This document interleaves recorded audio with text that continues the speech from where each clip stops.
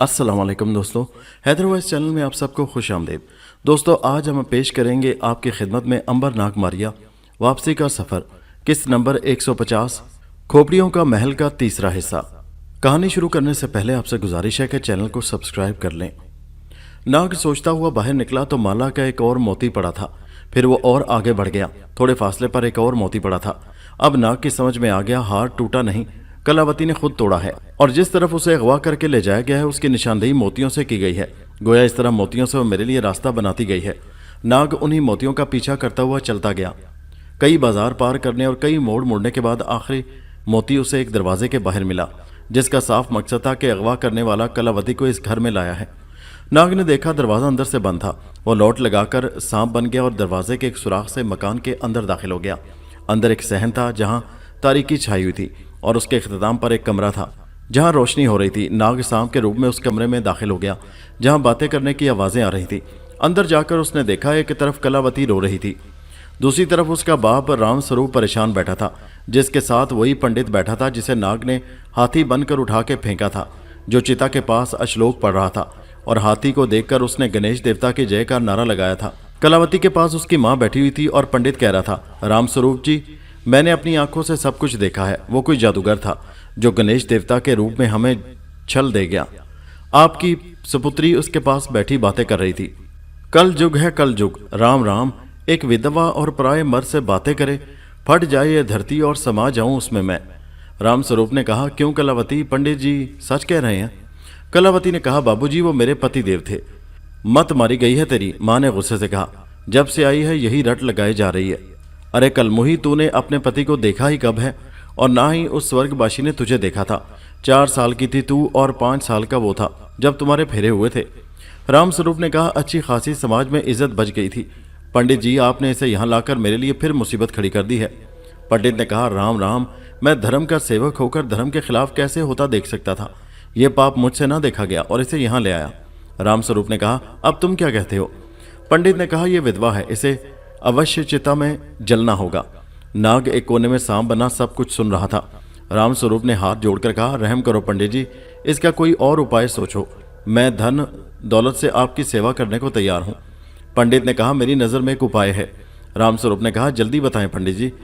پنڈت نے کہا، ججمان ہینگ لگے نہ پھٹکڑی اور رنگ چوکھا آئے۔ رام سروپ نے کہا، اب کہہ بھی چکو پنڈت جی۔ پنڈت نے کہا، عزت بچانی ہے تو کنیا دان کر دو۔ رام سروپ نے کہا، میں سمجھا نہیں پنڈت جی۔ پنڈت نے کھسیانی ہنسی ہنس کر کہا، لو اتنی سی بات بھی تمہاری سمجھ میں نہیں آئی۔ رام سروپ جی، کنیا مجھے دان کر دو، میں رات کے اندھیرے میں اسے لے کر اس شہر سے چلا جاتا ہوں، تمہاری عزت بھی بچ جائے گی، پھر کسی کو کانوں کان خبر بھی نہ ہوگی۔ رام سروپ پلنگ سے اٹھ کر غصے میں کھڑا ہو گیا اور کہا، شرم کرو پنڈت جی، تم تو اس کے باپ کے برابر ہو، بھگوان کی سوگند، اگر تم برہمن نہ ہوتے تو تمہیں دھکے مار کر گھر سے نکال دیتا۔ پنڈت نے ماتھے پر بل ڈال کر کہا، سوچ لو ججمان جی، میں نے بھس میں چنگاری ڈال دی تو تمہارا سب کچھ جل کر راکھ ہو جائے گا، سماج میں 2 کوڑی کی عزت بھی نہ رہے گی، اور برادری دوبارہ تمہارا حقہ پانی بند کر دے گی۔ ناگ کا جی چاہ رہا تھا آگے بڑھ کر اس شیطان پنڈت کے جسم میں اپنا سارا زہر انڈیل دے، لیکن اس نے سوچا کہ پنڈت کے مر جانے سے یہ مسئلہ حل نہ ہوگا، کلاوتی کی زندگی برباد ہو جائے گی، یا تو برادری دوبارہ اسے آگ میں جلا ڈالے گی یا پھر گھر میں قیدی بن کر تمام زندگی گزار دے گی، جو کسی طرح بھی ممکن نظر نہیں آتا۔ ناگ نے سوچا کوئی بڑا چمتکار دکھانا پڑے گا۔ کلاوتی کی ماں نے کہا، کلاوتی کا ہاتھ آپ کو پکڑانے کے بجائے بہتر ہے کہ ہم اسے چتا میں جلا ڈالیں۔ آپ کو دھرم کا داس کہتے ہیں، مگر آپ جلاد ہیں، دھرم تو آپ کے قریب سے بھی نہیں گزرا۔ پنڈت نے کہا، بس بس دیوی، بہت ہو چکا، میں چلا، اب تم جانو اور تمہاری برادری، میں دھرم کے خلاف کوئی بات برداشت نہیں کر سکتا۔ رام رام کرتا ہوا پنڈت گھر سے باہر نکل گیا تو کلاوتی کی ماں رام سروپ کے پاس آئی اور کہا، اب کیا ہوگا؟ رام سروپ نے کہا، اگر ہماری جائیداد اور کاروبار یہاں نہ ہوتا تو میں آج ہی رات اپنی بیٹی کو لے کر یہ شہر چھوڑ جاتا۔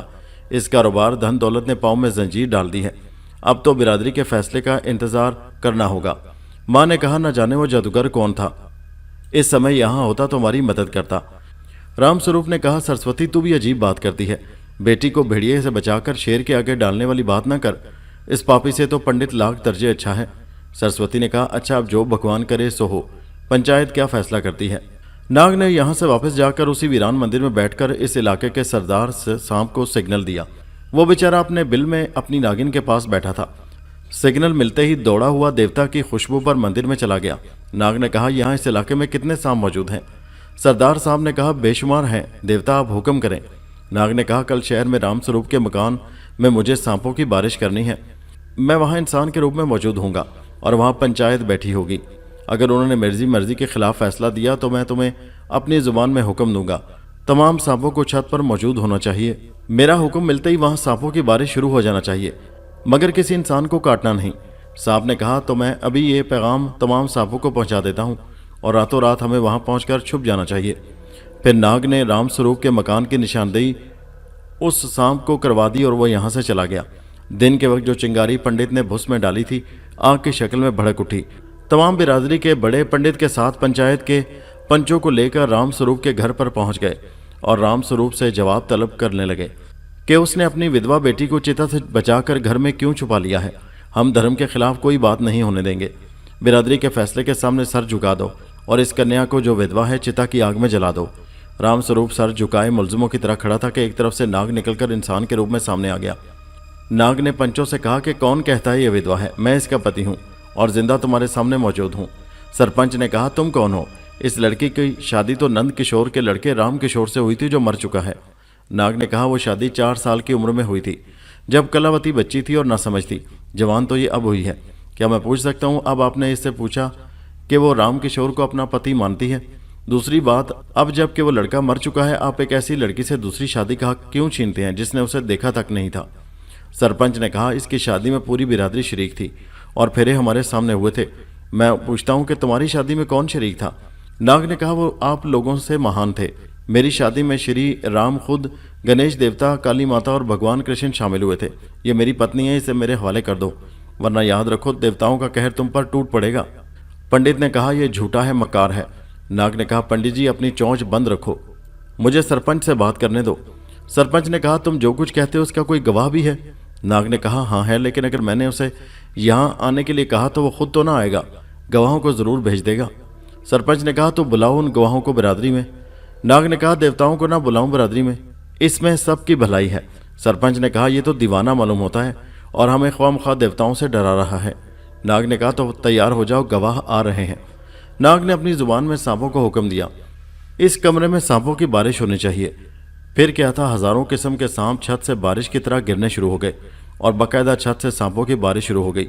सारी बिरादरी की चीखें निकल गईं। सरपंच ने कहा, हमें यकीन आ गया है, भगवान के लिए इन सांपों को वापस भेज दो, तुम जो चाहोगे वही होगा। पंडित ने सरपंच के कान में कुछ कहा और सरपंच ने कहा, हमें यकीन आ गया है कि तुम इसके पति हो, लेकिन बिरादरी को दिखाने को सोमवार के रोज़ तुम यहाँ आ जाना, फेरे हमारे सामने होने चाहिए।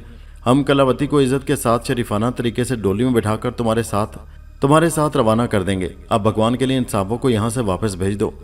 नाग ने सांपों को अपनी जुबान में हुक्म दिया कि वापस जाओ और फिर सारे सांप वहाँ से वापस चले गए।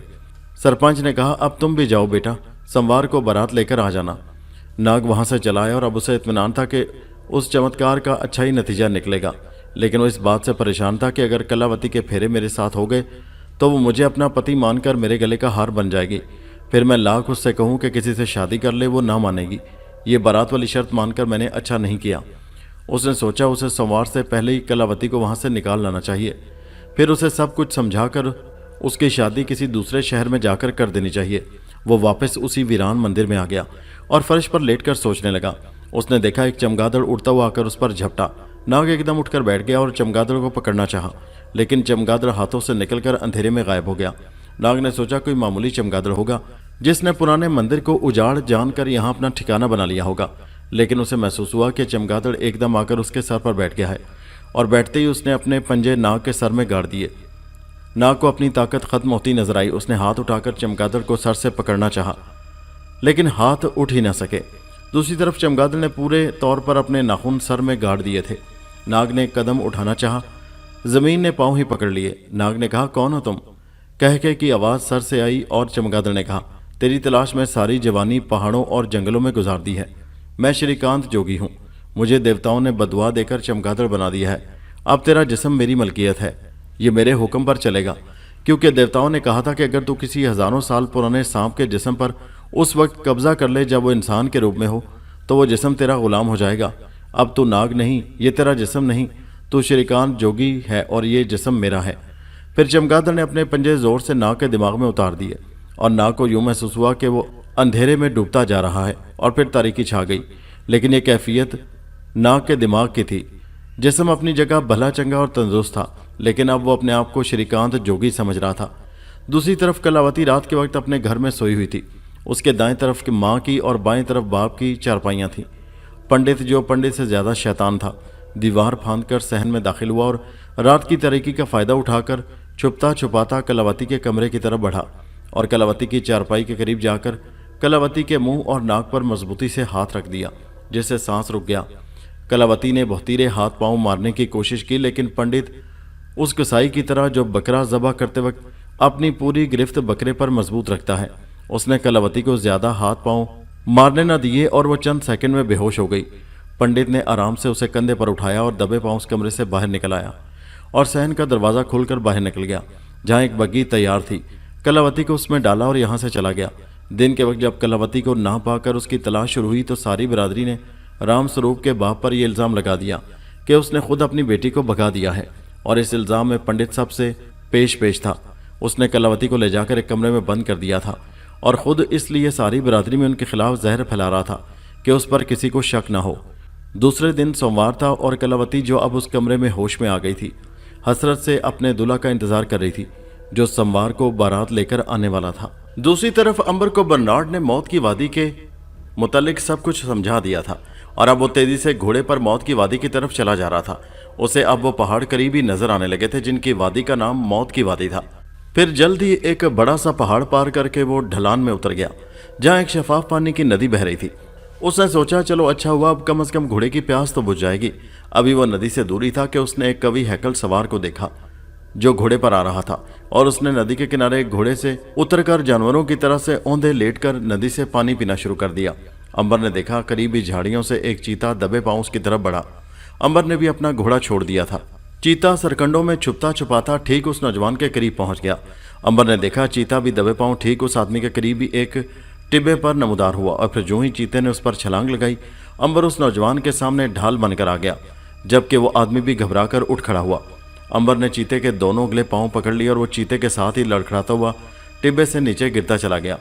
उस सवार ने ममनून निगाहों से अंबर को देखा, जिसने उसकी जान चीते से बचाई थी, और फिर बड़ी बहादुरी से चीते से मुकाबला कर रहा था। दोनों में जिंदगी और मौत की लड़ाई हो रही थी। चीते ने कई दफ़ा अपने पंजे अंबर के जिस्म पर आजमाए थे, लेकिन वो सवार हैरान था कि उसे अंबर के जिस्म पर खून का कोई निशान भी नजर नहीं आ रहा था। दोनों गुत्थम गुत्था हो रहे थे। सवार ने अपना खंजर निकाल रखा था और वो फेंक कर चीते को मारना चाहता था, लेकिन उसे मौका ही नहीं मिल रहा था। उसे महसूस हो रहा था जैसे दो चीते आपस में लड़ रहे हों। फिर चीते ने एक भरपूर मुंह अंबर के बाजू पर मारा और सवार ने अपनी आंखें बंद कर ली। उसका अंदाजा था कि उसका मोहसिन एक बाजू से महरूम हो जाएगा, लेकिन जब उसने आंखें खोली तो खून चीते के मुंह से निकल रहा था, जिसके दांत टूट गए थे। फिर अंबर ने उसके जबड़े को पकड़कर तोड़ दिया और चीते को उठाकर फेंक दिया, जो तड़प कर ठंडा हो गया। उसके कंधे पर किसी ने हाथ रख दिया तो अंबर ने मुड़कर देखा, वो सवार था जो उसके जिस्म को टिटोल कर देख रहा था, जिसे खराश तक न आई थी। अंबर ने देखा, चेहरे बशरे से ये भी कोई शख्सियत का मालिक ही लग रहा था। आंखों में उकाबों की चमक थी और चेहरे पर ऐसे तासुरात थे जिसमें कई दास्तानें छुपी हुई हों। हाथ फौलाद की तरह सख्त और कंधे मजबूत थे और सीना किसी चट्टान की तरह चौड़ा था। उसने अंबर को मुखातिब करते हुए कहा कि क्या चीज़ हो तुम नौजवान? अंबर ने जवाब दिया, तलवार हूँ। सुना है इस वादी में तलवार को इज्जत की निगाह से देखा जाता है। फ़िक्र मौश में आया हूँ और अपनी वफादारियाँ किसी कदरदान से वाबस्ता करना चाहता हूँ। सवार ने कहका लगाया और कहा, खूब, तुम्हें गुफ्तगू का अंदाज़ बहुत अच्छा आता है। बिलाशुबा अच्छी तलवार हो, फिक्र न करो, कदरदान भी मिल ही जाएगा। फ़िलहाल आज मुझे मेज़बानी का शर्फ बख्शो। बहादुर आदमी मुझे बेहद पसंद है और फिर तुमने तो मेरी जान भी बचाई है। अंबर ने कहा, जिंदगी मौत तो खुदा के हाथ में है, मैं तो एक गुनहगार बंदा हूँ। आदमी ने कहा, तुम्हारा नाम क्या है? अंबर ने जवाब दिया, मुझे अंबर के नाम से पुकार सकते हैं। और तुम्हारा नाम दोस्त? आदमी फिर हंसा और कहने लगा, जिस नाम से चाहो पुकार लो। रॉबर्ट कैसा है? अंबर ने कहा, मुझे बेहद पसंद है, इसके लिए दोस्तों के लिए जान की बाजी लगाने से भी दरेक नहीं करता। आदमी ने कहा, तो फिर मुझे इसी नाम से पुकारा, तुम अच्छे हो, अब आओ चलें। और वो आदमी अंबर को लेकर एक हट में चला आया। उसने हट के बाहर बने हुए एक सतून के साथ घोड़ा बांध दिया और उसकी पीठ जीन से खाली कर दी और काठी उठाकर अंदर दाखिल हो गया। अंबर भी पीछे ही चला गया, जहाँ एक नहायत खूबसूरत औरत बेतरतीब फर्नीचर को तरतीब से रख रही थी। चेहरे से उदासी और गम झलक रहा था। उसने मुस्कुराते हुए कहा, जल्दी वापस आ गए? आदमी ने लापरवाही से कहा, अपनी मर्जी का मालिक हूँ, किसी का पाबंद तो नहीं। ये मेरे दोस्त हैं और मेहमान भी, इनके लिए खाना तैयार करो। औरत खामोशी से चली गई। अंबर ने कहा, ये खातून आपकी बीवी है? मेज़बान ने कहा, ऐसा ही समझ लो, बैठो। अंबर एक लकड़ी की कुर्सी पर बैठ गया। फिर मेज़बान ने कहा, इससे पहले क्या करते थे दोस्त? अंबर ने मुस्कुराकर कहा, अपने माजी को छुपाऊंगा नहीं। कानून शिकन था, कातिल भी हूँ और मफरूर भी। कभी एक पूरा गिरोह मेरे साथ था, लेकिन कानून से टकराते टकराते सब खत्म हो गए, अकेला रह गया। दूसरी तरफ कानून की ताकत बढ़ती गई, मजबूर होकर मफरूर हो गया। कानून को भी मेरी तलाश है। हम लोगों को इल्म होता है कि मफरूर और कानून शिकन लोगों को कहाँ पनाह मिल सकती है, इसीलिए मौत की वादी का रुख किया है। तो मेरी क्या मदद कर सकते हो? आदमी ने कहा, ज़ाती तौर पर तो कुछ नहीं, लेकिन इस वादी का हुक्मरान ब्लैक लाइन मेरा दोस्त है। एक खत लेकर उसके पास चले जाना। अच्छी तलवार को वो हर कीमत पर खरीद लेता है, लेकिन ये जहन में रखना, उसकी निगाहें आदमी के अंदर तक झांक लेती हैं। खोटे खरे की उसे बहुत पहचान है। वो जितना अच्छा दोस्त है उतना ही खतरनाक दुश्मन भी है, और उसके दुश्मन को मौत के अलावा कोई पनाह नहीं दे सकता। अमर ने कहा, बहादुर आदमी की पहचान यही होती है, वो दोस्त भी अच्छा और दुश्मन भी खूब होता है। मेज़बान ने कहा, आज रात यहाँ रहो, सुबह ही खत लेकर मेरे बताए हुए पते पर चले जाना। ब्लैक लाइन से तुम्हारी मुलाकात हो जाएगी। तुम्हें वहाँ एक से बढ़कर एक नादिर तलवार नजर आएगी। बेकार लोगों की भीड़ अपने गिर्द वो पसंद नहीं करता, और अच्छे बहादुर को अपने से जुदा नहीं करता। इतनी देर में वही औरत खाना लेकर आ गई। अंबर को भूख ना होने के बावजूद भी खाना ही पड़ा। अब की वो औरत बराबर करीबी खिदमत के लिए मौजूद रही, और खाने के बाद झूठे बर्तन उठाकर धोने के लिए चली गई। खाने के दौरान कन अखियों से अंबर उस औरत को देखता रहा। उसे ऐसा लगा कि एक आतिश फिशां की तरह लावा उस औरत के अंदर पक रहा है।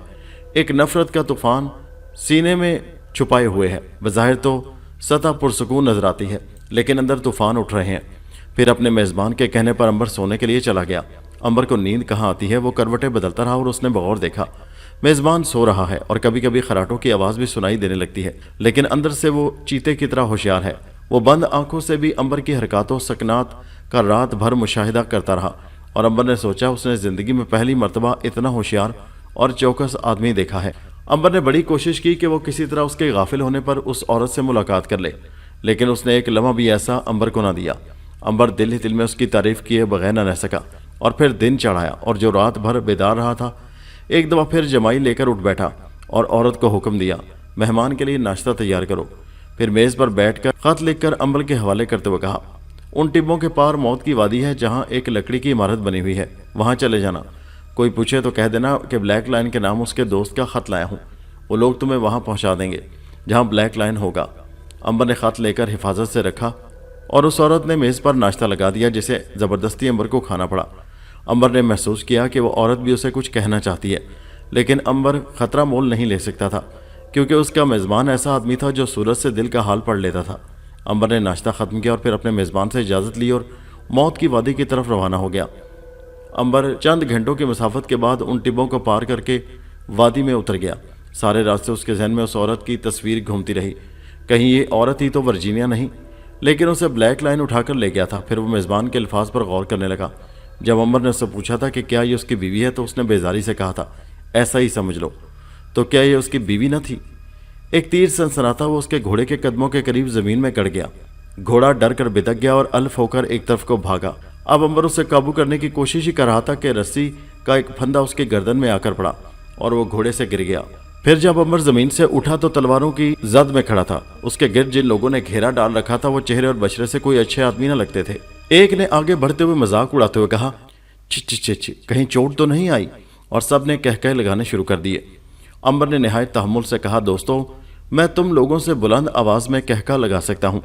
अगर चाहूँ तो ये कहकर चीखों में बदल सकता हूँ, लेकिन मैं यहाँ दुश्मन बनकर नहीं, मेहमान बनकर आया हूँ। अगर तुम लोग ब्लैक लाइन से वाकिफ हो तो मुझे उस तक पहुँचा दो। फिर इसके बाद अगर तुम चाहोगे तो मैं तुम्हें इससे भी अच्छे तमाशे दिखा दूंगा। ब्लैक लाइन के नाम पर सब सजीदा हो गए। पहले वाले आदमी ने दोबारा सवाल किया, तुम्हें ब्लैक लाइन से क्या काम है? अंबर ने कहा, क्या तुम्हें ब्लैक लाइन ने यह हक दे रखा है कि उसके मेहमानों से इस किस्म के सवालात करो?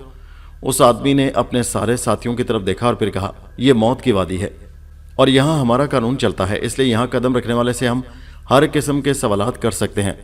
बिलाशुबा यहाँ ब्लैक लाइन की हुकूमत है, लेकिन उस तक पहुँचाने से पहले हम अपनी तसल्ली ज़रूरी समझते हैं।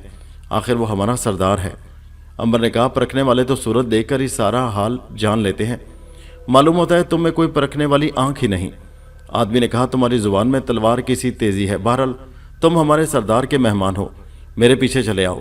और फिर वो अंबर को लेकर आदमी लकड़ी की इमारत के अंदर दाखिल हो गया, जिसका नक्शा बर्नार्ड बूढ़े ने बताया था। अंदर एक तवील राहदारी जिसके दोनों तरफ कमरे बने हुए थे, उसके इख्तिताम पर जाकर उसने एक दरवाजे पर दस्तक दी। एक भारी और गरजदार आवाज़ आई, आ जाओ। वो आदमी अंबर को लेकर कमरे में दाखिल हुआ। एक कवील जुस्सा आदमी उनकी तरफ पीठ किए दीवार पर लगे हुए एक नक्शे को देख रहा था। उसने बगैर देखे ही कहा, बैठ जाओ। अंबर बैठ गया और वो आदमी वापस चला गया। ब्लैक लाइन ने फिर नक्शे पर उंगली फेरते हुए कहा, किसने भेजा है तुम्हें इस मौत की वादी में? अंबर ने खत निकाल कर कहा, यह एक आपके दोस्त का खत है, पढ़ लें। अंबर ने खत मेज पर रख दिया। आदमी ने मुड़कर अंबर की तरफ देखा और मुस्कुरा दिया। अंबर भी उसे देखकर मुस्कुरा दिया और कहा, तो क्या आप ही ब्लैक लाइन हैं? ब्लैक लाइन ने कहा, हाँ। अंबर ने कहा, तो फिर खत पढ़ने की क्या जरूरत थी? दरअसल ये वही अंबर का मेजबान ही था जिसकी जान उसने चीते से बचाई थी। ब्लैक लाइन ने मुस्कुराते हुए कहा, मैं पहले खोटे और खरे की अच्छी तरह पहचान कर लेने का आदी हूँ। तुम्हें याद है मैंने कहा था ब्लैक लाइन फजूल किस्म के आदमियों की भीड़ अपने गिर्द पसंद नहीं करता और काम के आदमी को अपने से जुदा नहीं करता। मेरे गिरोह के आदमी मुझे हजारों आंखों वालों के नाम से पुकारते हैं। यकीन ना हो तो सब कुछ बता दूं जो मुझ तक पहुंचने से पहले तुम पर बीत चुकी है। अंबर ने कहा, मुझे यकीन है और आप वाकई ब्लैक लाइन हैं, लेकिन मैं तो आपको उस घर में छोड़ कर आया था। ब्लैक लाइन ने मुस्कुराते हुए कहा, मैं कब कहाँ होता हूँ ये किसी को इल्म नहीं होता। तुमने रास्ते में मेरे आदमी से कहा था, परखने वाले तो सूरत देखकर ही पहचान जाते हैं। यूं मालूम होता है तुम्हें कोई परखने वाली आंख ही नहीं, लेकिन मैंने तुम्हारा ये दावा गलत साबित कर दिया है। तुम मुझसे पहले भी मिल चुके हो और उस वक्त तुम ना पहचान सके कि ब्लैक लाइन मैं ही हूँ। मैं दावे से कहता हूँ कि मेरे चेहरे से तुम तमाम उम्र अंदाज़ा ना लगा सकोगे कि मेरे अंदर कैसे कैसे जौहर मौजूद हैं। तुम फिक्र मौश में यहाँ आए हो, तुम्हें इतना मिलेगा कि झोली भर जाएगी। मैं बहादुरों की कद्र करता हूँ। फिर उसने सेफ खोलकर सोने के सिक्कों की थैलियां बाहर निकाली और उन्हें मेज पर उलट दिया। मेज पर सिक्कों का ढेर लग गया। ब्लैक लाइन ने कहा, जितने सिक्के तुम्हें चाहिए उठा लो, झोली भर लो। अंबर ने कहा, इन्हें मेरी अमानत समझकर वापस रख लीजिए, किसी मुनासिब वक्त पर ले लूंगा। ब्लैक लाइन ने कहा, इस इमारत में बेशुमार कमरे हैं, जो पसंद आए उसमें ठिकाना बना लो। फिलहाल आराम करो, जरूरत के वक्त तुम्हें तलब कर लिया जाएगा। अंबर ने शुक्रिया अदा किया और बाहर आ गया। बाहर वही आदमी मौजूद था। उसने मुस्कुराते हुए दोस्ती का हाथ बढ़ा दिया तो दिल साफ हो गया। आदमी ने कहा, मेरा नाम एंथनी है। अंबर ने जवाब दिया, मुझे अंबर कहते हैं। एंथनी ने कहा, आओ तुम्हें तुम्हारा कमरा दिखा दूं, सफ़र करते हुए आए हो, आराम करो। फिर एंथनी अंबर को एक सजे सजाए कमरे में छोड़कर चला गया, जहां एक पलंग, एक मेज़, 4 कुर्सियां, एक अलमारी और मिट्टी के तेल का एक लैंप मौजूद था। अंबर ने उस सामान को सरसरी निगाह से देखा और पलंग पर लेटकर आइंदा के मुतालिक सोच विचार करने लगा। उसने सोचा, ब्लैक लाइन अगर यह है तो वो औरत ज़रूर वर्जीनिया ही होगी, लेकिन एक ऐसा आदमी जिसने एक चेहरे पर कई चेहरे सजा रखे हैं और वो हर चीज़ से बाखबर रहता है, ऐसे मोहताज आदमी को झुल देकर वर्जीनिया को उसके चुंगल से निकाल कर ले जाना आसान काम नहीं है। लेकिन ख्वाह कुछ ही हो, मैं एक दफ़ा ज़रूर उस औरत से मुलाकात करूँगा। वो मुझसे कुछ कहना चाहती थी।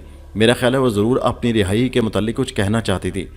उसके चेहरे से उस नफ़रत का पता चल रहा था जो उसे ब्लैक लाइन से है। अगर वो उसकी बीवी होती तो नफ़रत के बजाय शौहर के लिए उसके चेहरे से मोहब्बत छलक रही होती और वो नौकरानी की तरह से खिदमत करती ना नजर आती।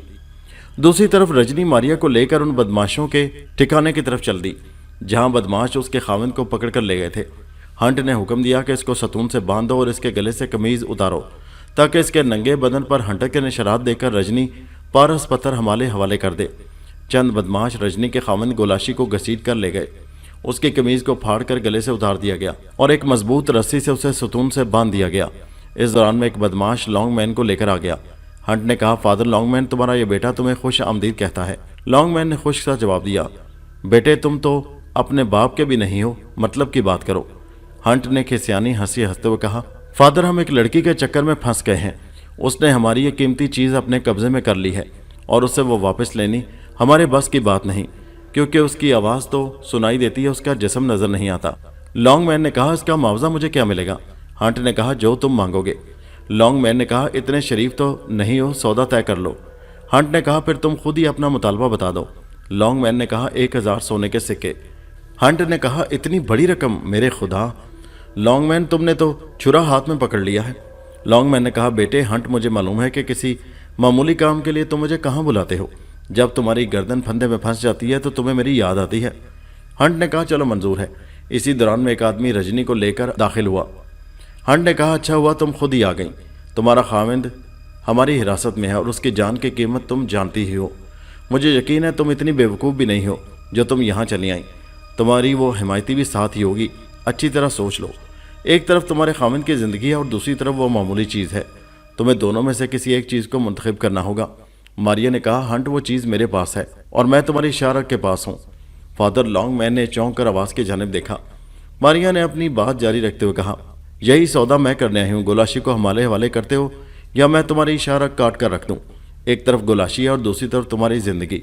तुम भी दोनों में से किसी एक का इंतखाब कर लो। हंट ने फादर लॉन्गमैन की तरफ देखकर कहा, इसका जवाब फादर लॉन्गमैन ही तुम्हें देंगे। लॉन्गमैन ने कहा, हंट, तुम तो कहते थे ये रूह है, लेकिन ये तो जिस्म है। ये अलग बात है कि इसका वजूद नजर नहीं आता। फिर फादर लॉन्गमैन ने मारिया को मुखातिब करते हुए कहा, लड़की, तुम पराई आग में क्यों कूदती हो जबकि तुम्हें तो इन चीज़ों की ज़रूरत ही नहीं है। मारिया ने कहा, फादर, यही सवाल मैं तुमसे भी कर सकती हूँ कि तुम्हारा तो इस गिरोह से कोई ताल्लुक नहीं है। फादर लॉन्गमैन ने जवाब दिया, इस गिरोह से नहीं हो लेकिन इस दुनिया से ज़रूर है। मैं दुनियादार आदमी हूँ और अपने ख़ानदान की किफ़ालत करता हूँ, लेकिन तो तुम तो इस झंझट से पाक हो। मारिया ने कहा, फादर, हक और इंसाफ के लिए हमने अपनी ज़िंदगी वक्फ कर रखी है। जालिम के खिलाफ मजलूम की मदद करना हमारा ईमान है। फादर लॉन्गमैन ने कहा, नेकी, शराफत, हक और इंसाफ, ये सब खोटे सिक्के इस दुनिया के बाजार में नहीं बिकते। मारिया, सिर्फ सोने के सिक्के दरकार हैं। तुम्हारे मुकाबले में आकर मुझे दुख होगा, लेकिन मैं मजबूर हूँ। मैंने इस काम का मुआवजा तय कर लिया है। मारिया ने कहा, तो इसका मकसद है तुम अपने ज़मीर और ईमान का सौदा कर चुके हो। मुझे अफसोस है फादर, अपनी बात को नहीं बदल सकते और सदियों से बदी और जुल्म के खिलाफ जहाद कर रहे हैं और जब तक ज़िंदगी रहेगी ये जहाद करते ही रहेंगे। हंट ने कहा, फादर लॉन्गमैन, हमारा वक्त बहुत कीमती है। जब ये इनकार कर रही है तो तुम अपना काम शुरू कर दो। फादर लॉन्गमैन ने अपने गिर्द एक हिसार खींचा और उसमें बैठकर आंखें बंद करके पढ़ना शुरू कर दिया। सब लोग उस तरफ मुतवज्जो हो गए और मारिया ने पारस पत्थर दोबारा रजनी को देकर इशारा किया, इसे गले में बांध लो। रजनी ने सबकी नज़र मचाकर पारस को दोबारा अपने गले में महफूज कर लिया। मारिया चुपचाप रजनी को इशारा करके उसके शौहर गोलाशी के पास गई और उसकी रस्सी खोल दी। फादर लॉन्गमैन कोई जाप में मसरूफ़ था और सारे लोग उसकी तरफ मुतवज्जो थे। मारिया ने उन बदमाशों को मसरूफ़ रखने के लिए हंट और दीगर बदमाशों को मुखातिब करते हुए कहा, यह बुढ़ा तुम्हारा वक्त ज़ाया कर रहा है। ये कोई ज़बरदस्त ठग लगता है और तुम्हारा भी बाप नज़र आता है। कहीं ऐसा ना हो चोरों को मोर पड़ जाएं। और इस दौरान में रजनी और गुलाशी चुपचाप दरवाजे से निकल गए। मारिया ने उन्हें मजीद गुस्सा दिलाने के लिए कहा, यह बुढ़ा पहाड़ खोद रहा है ना, इसमें से चूहा ही निकलेगा। हंट ने गुस्से से कहा, चुप रह कुतिया। फिर क्या था, मारिया ने उसके मुंह पर एक मुक्का मारा और वो जाकर फादर लॉन्गमैन के हिसार में गिरा। और फिर ऐसा मालूम हुआ हिसार से किसी ताकत ने उसे छत की तरफ उछाल दिया हो और वो ज़मीन पर गिरकर अपनी रीढ़ की हड्डी तुड़वा बैठा। मारिया ने जब देखा कि रजनी और उसका खामद बाहर भागे हैं और वो दीगर बदमाश अपने सरदार हंट के गिर्द इकट्ठे हो गए हैं, उसने भी यहाँ से भागना चाहा, लेकिन अब देर हो चुकी थी। उसके गिर्द एक शीशे का हिसार कायम हो गया था जिसे तोड़कर निकलने की कोशिश मारिया ने की, लेकिन ये बात उसकी ताकत से बाहर थी। फिर उसने महसूस किया कि उसका कद घटकर गुड़िया के बराबर हो गया है और वो एक बोतल में बंद है और वो बोतल हिसार में फादर लॉन्गमैन के आगे रखी हुई है। अंबर को मौत की वादी में आए 3 दिन गुजर चुके थे और इन 3 दिनों में ना तो उससे कोई काम लिया गया था और ना ब्लैक लाइन से उसकी मुलाकात हुई थी। अलबत्ता दीगर सारों के साथ उसकी मुलाकात होती रहती थी जिन्हें अंबर ने टिटोलने की कोशिश की थी, लेकिन ब्लैक लाइन इस कदर पुरस्कार आदमी था कि उसके आदमी उसके मुतल्लिक कुछ भी ना जानते थे। उनसे भी उसकी मुलाकात सिर्फ उस वक्त होती थी जब उसे उनकी ज़रूरत होती थी। इस बस्ती में ज़रूरत की हर चीज़ दस्तयाब थी। यहाँ बाकायदा एक बाज़ार था जिसमें दुकानें थीं। जो सामान यहाँ लाकर फ़रोख्त करते थे वो बाहर के आदमी नहीं, ब्लैक लाइन के गिरोह के ही आदमी थे। यहाँ होटल भी थे जहाँ मुनशियात दस्तयाब थी और जुआ भी होता था। गिरोह के लोग लूट के माल में से जो हिस्सा मिलता था वो यहाँ ही खर्च करते थे। इसी लूट के माल से मुनशियात भी खरीदते थे और उससे जुआ खेलते थे। लेकिन अंबर को इन तमाम चीज़ों से कोई दिलचस्पी न थी। उसकी सोच का महवर तो सिर्फ वर्जीनिया थी जिसके लिए वो यहाँ आया था। उसकी आंखों के सामने जॉर्ज का चेहरा था, वो गमगीन और रंजीदा चेहरा जिसके शरीक हयात को ये जालिम उठाकर यहाँ ले आए थे। उस मासूम बच्ची का चेहरा जो माँ की ममता से महरूम हो चुकी थी। उसे यूँ महसूस होता था कि जैसे स्वीटी कह रही हो, अंकल आपने वादा किया है जब आप आएंगे तो मेरे लिए तोहफा लेकर आएंगे। आप कब आएंगे अंकल? डैडी रात को किसी को याद करके रोते रहते हैं अंकल। उसका दिल चाहता कि अभी ब्लैक लाइन के कमरे में जाए और उसको जान से मार दे जो पूरे घर की बर्बादी का बायस था। उसने उस गिरोह में रहकर एक अजीब भी बात महसूस की। यहाँ हर आदमी एक दूसरे की निगरानी करता है। गोया ब्लैक लाइन ने हर आदमी को एतमाद में लेकर दूसरे की निगरानी पर मुकर्रर कर रखा था। इसलिए एक एक लम्हे की रिपोर्ट उस तक पहुँच जाती थी। اس کے کمرے میں بغیر اجازت جانے کی کسی کو ہمت نہ ہوتی تھی۔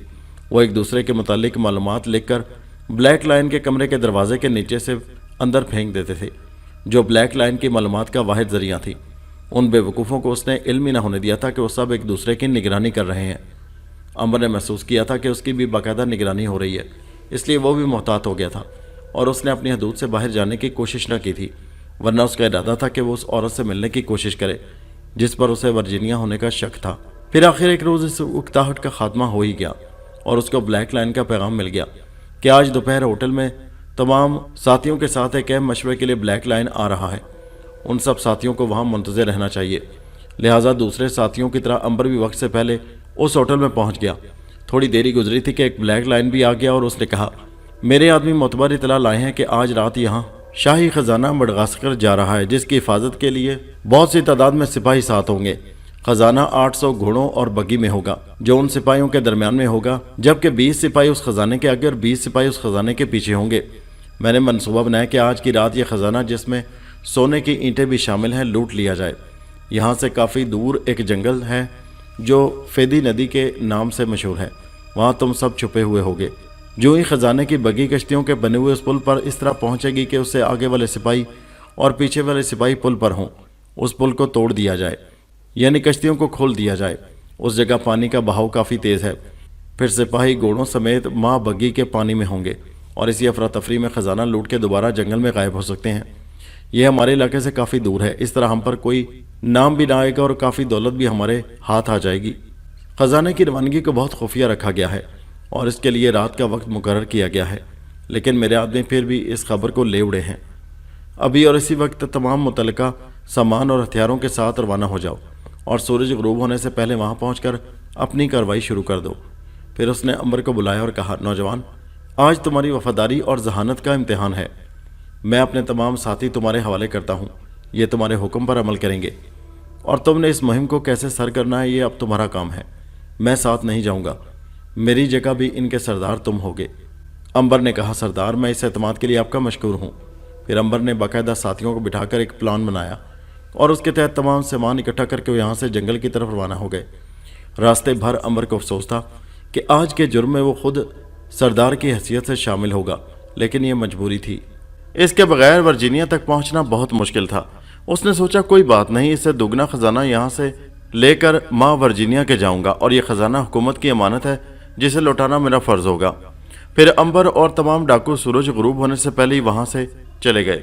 امبر نے ان کو سمجھا دیا کہ جو ہی خزانہ لے کر آنے والے قریب پہنچے، آدھے ڈاکو پانی کے اندر اندھیرے میں ان کی بڑی بڑی کشتیوں کے ساتھ چپک جائیں اور جن رسوں سے وہ بندھی ہوئی ہوں ان کو کاٹنے کے لیے نہایت تیز دھار خنجر اپنے پاس رکھیں۔ آدھے ڈاکو باہر جنگل میں چھپے رہیں، جو ہی خزانے کی بگی اور تمام ڈاکو پل پر پہنچ جائیں، کشتیوں کے پاس پانی میں چھپے ہوئے ڈاکو رسیاں کاٹ دیں۔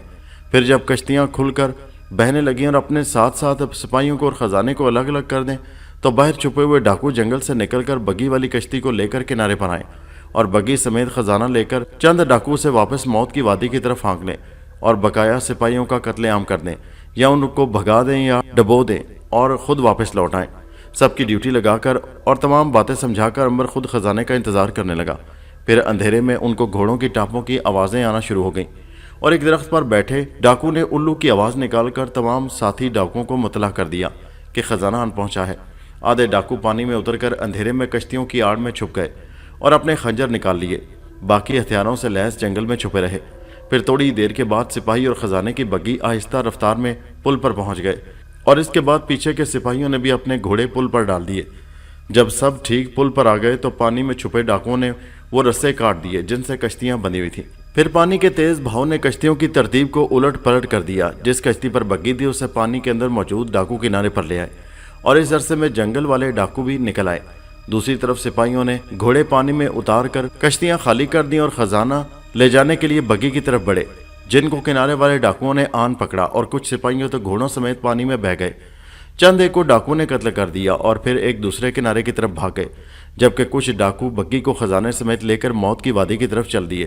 جب یہ ڈاکو خزانے سمیت موت کی وادی میں داخل ہوئے تو بلیک لائن نے خود ان کا استقبال کیا اور امبر کو اس کامیاب مارکے پر مبارکباد دی۔ خزانہ ڈاکو نے جو لوہے کے صندوقوں میں بند تھا उठाकर ब्लैक लाइन के कमरे में पहुंचा दिया और खुद बकाया रात आराम की गर्ज से अपने कमरों को चले गए। जो जख्मी थे वो मरहम पट्टी में मसरूफ़ हो गए। अंबर ने सोचा आज की रात उसे ज़रूर मौका मिल जाएगा, क्योंकि उसे यकीन था इतना बड़ा ख़जाना कमरे में छोड़कर ब्लैक लाइन कहीं नहीं जाएगा। डाकू जो ज़ख्मी है वो आराम करेंगे और बकाया भी थके हुए हैं, वो भी आराम करेंगे। लेकिन अंबर के थकने का तो सवाल ही पैदा नहीं होता था। इसलिए आधी रात के वक्त उसने घोड़े पर काठी डाल ली और उस लकड़ी की हट की तरफ रवाना हो गया जहां उसकी मुलाकात ब्लैक लाइन से हुई थी।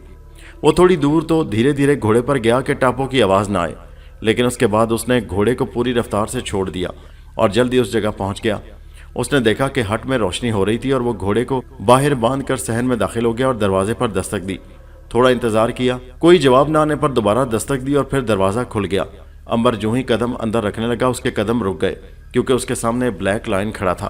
कलावती कमरे में बंद अपने नसीबों को रो रही थी जो बनकर बिगड़ गए थे। उसने कैसे कैसे ख्वाब देखे थे, एक खूबसूरत पति के एक ऐसे घर के जिसे वो अपना कह सके, जहाँ फूलों की सेज पर वो दुल्हन बनकर घूंघट निकाल कर बैठी हो, हाथों में मेहंदी और मांग में सिंदूर सजाए, शर्म से लजाती हुई कोई महका महका साया उसके सामने से फूलों की लड़ियों को हटाकर उसको प्यार से मुखातिब करे। फिर दरवाज़ा खुला, कोई आहिस्ता आहिस्ता अंदर दाखिल हुआ। वो शर्म से गर्दन झुकाकर बैठ गई। किसी ने उसे ठोड़ी से पकड़कर आहिस्ता से उसका चेहरा अपनी तरफ कर लिया। उसने अपनी आंखें बंद कर लीं।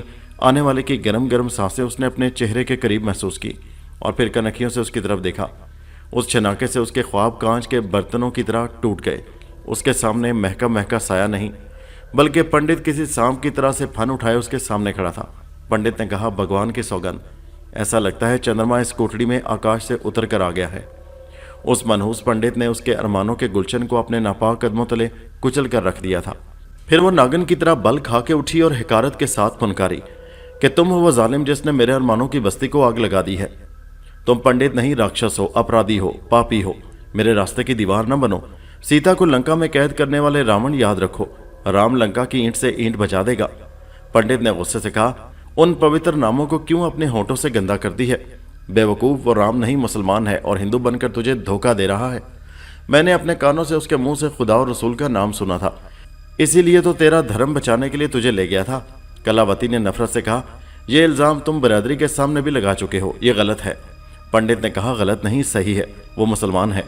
तो जो अपने पति की मौत के बाद किसी गैर मर्द मुसलमान की बनती है वो सीता नहीं हो सकती। मैं धर्म का अदना दास होकर तेरी नज़र में रावण हूँ और वो बदमाश जो हमारा धर्म भ्रष्ट करने जा रहा है वो राम है। याद रख कलावती, तेरे जीवन की डोर मेरे हाथ में है। अगर तू सीधे रास्ते पर ना आई तो इस घर के बजाय तेरा ठिकाना चिता की आग होगा। अभी किसी को कानो कान खबर नहीं हुई कि तू कहाँ है। जब मैंने ही तेरी बरादरी में जाकर कह दिया कि मैंने एक दफ़ा फिर इस नादान कन्या को पकड़ लिया है जो भाग रही थी, तो बता, बरादरी में तेरा पिता मुंह दिखाने के काबिल रहेगा? समाज के लोग तुझ पर थूकेंगे और मुझ जैसे धर्म के दास धर्म को खतरे में देकर यही फैसला देंगे कि इस कन्या को इसके पाप समेत चिता की आग में जला दिया जाए। कलावती ने भाग कर कोठरी के कोने में मसाला पीसने वाले सिल का बट्टा उठा लिया और कहा, मैं तुझे उस वक्त के लिए जिंदा ही नहीं रखूंगी। और फिर इससे पहले कि पंडित अपना बचाव करे, कलावती ने जोर से वो बट्टा पंडित के सर पर मारा। पंडित का तमाम जिस्म खून में नहा गया। पंडित ने फटी फटी निगाहों से कलावती को देखा और फिर कटे हुए दरख्त की तरह जमीन पर गिरकर खत्म हो गया। कलावती भागती हुई गंगा के किनारे पहुंची। एक नाव पार जा रही थी और उसमें बैठ गई और दूसरे किनारे पर बैठे हुए उस शिकस्ता गणेश जी के मंदिर की तरफ मिला था। वो भागी नाग उसे बिठाकर मिठाई लेने गया था। वो इस तरह तेज तेज भाग रही थी जैसे कोई अफरियत उसके पीछे पड़ा हो। उसकी सांस धोंकने की तरह चल रही थी। उसने फूले हुए सांस के साथ मंदिर की सीढ़ियां चढ़कर अंदर कदम रखा और फिर एक तवील राहदारी पार करके उस जगह पहुंच गई। सामने नाग बैठा हुआ था। उसने बड़े ताज्जुब से कलावती को देखा। कलावती के दिल की धड़कनें तेज से तेज तर हो गईं और फिर वो भागकर नाग के कदमों में नाथ कहकर जा गिरी। उसे उम्मीद थी कि नाग उसे उठाकर सीने से लगा लेगा। वो रो रो कर अपनी विपता बयान करेगी, वो आंसू पहुँच कर तसल्लियाँ देगा। लेकिन उसकी तमाम उम्मीदों पर ओस पड़ गई जब नाग ने अनजान बनकर कहा, कौन हो तुम? नाग ने उसकी तरफ ऐसे देखा जैसे जिंदगी में उसे कभी देखा ही ना हो। कलावती ने अपने आप को तसल्ली देने के लिए कहा, नाथ, मुझसे दिल लगी ना करो, मैं तलवार की धार से बचकर तुम तक पहुंची हूँ। लेकिन नाग ने फिर अजनबी बनकर कहा, तुमसे भूल हो रही है कन्या, मैं वो नहीं हूँ जो तुम मुझे समझ रही हो। मैंने तो आज तुम्हें पहली मर्तबा देखा है। कलावती का दिल बुझ कर रह गया और उसने रो देने वाले अंदाज में कहा, कितने कठोर हो। एक दिन मौत के मुंह से छीन कर जिंदगी दी थी और आज जिंदगी छीन कर मौत के हवाले कर रहे हो। तुम मेरे जीवन की नैया को मझधार से निकाल कर اس لیے لائے تھے کہ اسے کنارے پر لا کر ڈبو دو۔ اس پگلی کو کیا خبر تھی کہ اس کے سامنے صرف جسم ناگ کا جانا پہچانا ہے، لیکن اب اس جسم پر کسی اور کا قبضہ ہو چکا ہے۔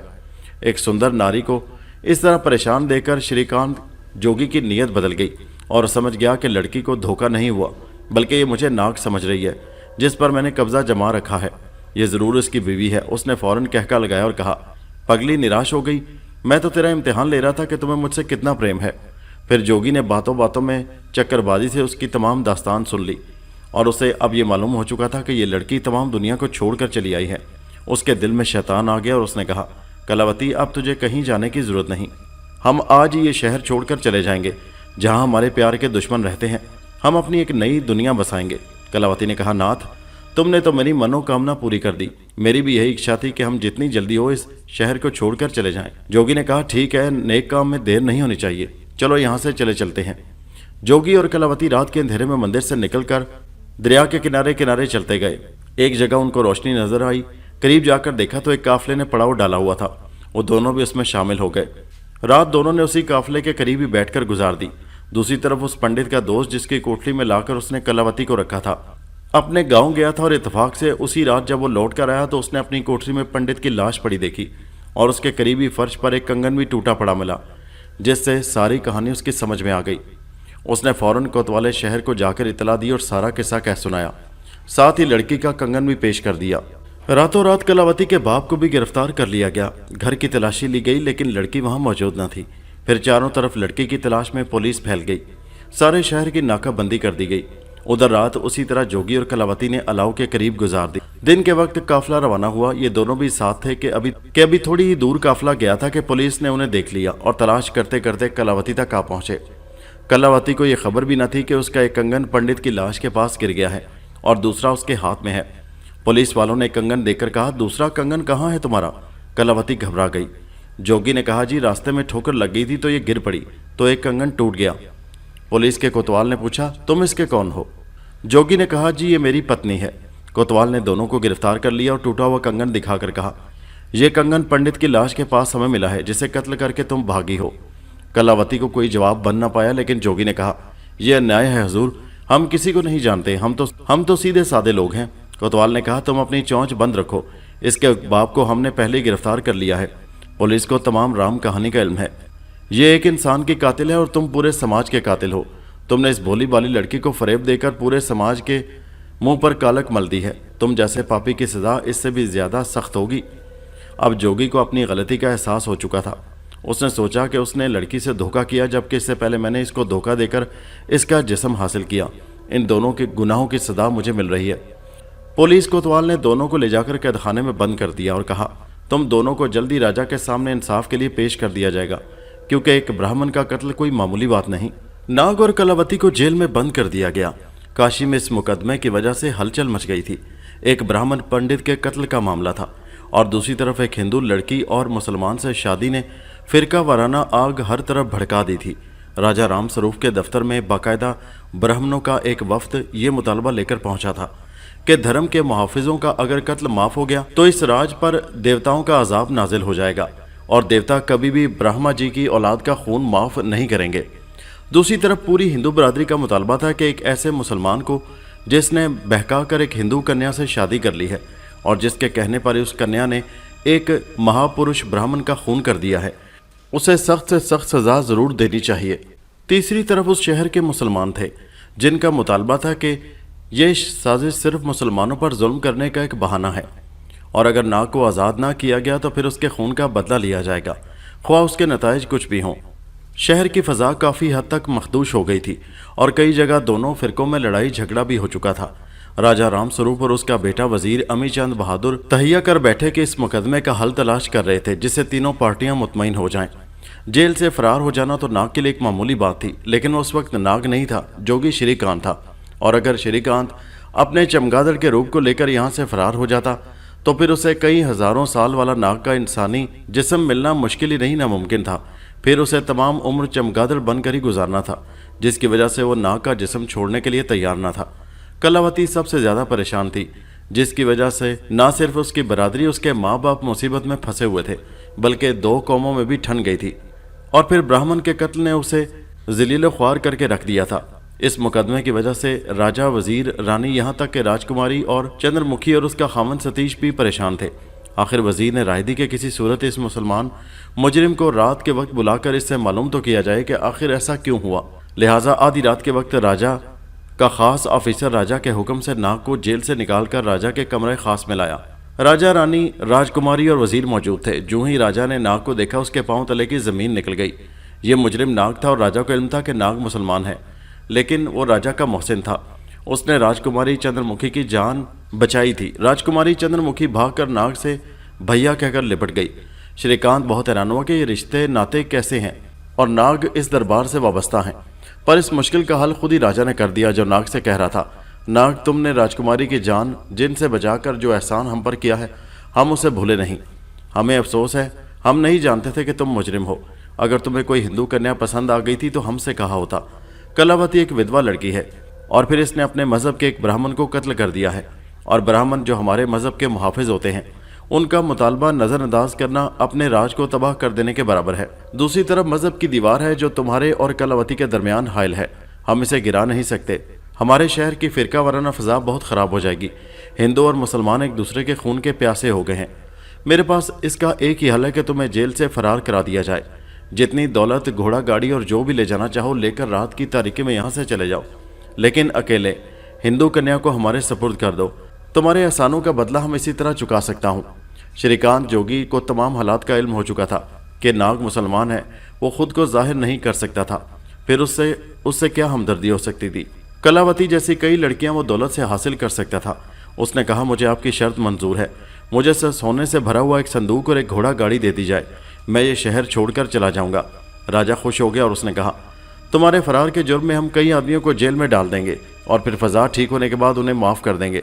रहा कलावती का मसला तो हम उसे ब्राह्मणों पर छोड़ देंगे कि हिंदू बिरादरी जो चाहे इसके साथ सलूक करे। नाग ने कहा, मुझे मंजूर है। राजा के हुक्म से उसे सोने से भरा संदूक और घोड़ा गाड़ी देकर उस शहर से निकाल दिया गया। लेकिन रात भर राजकुमारी चंद्रमुखी को नींद नहीं आई। उसकी समझ में ये बात नहीं आ रही थी कि नाग जो बुलंद किरदार का इंसान और बात का धनी है और उसे पूरा करने के लिए जान की भी परवाह नहीं करता, ऐसा कर सकता है।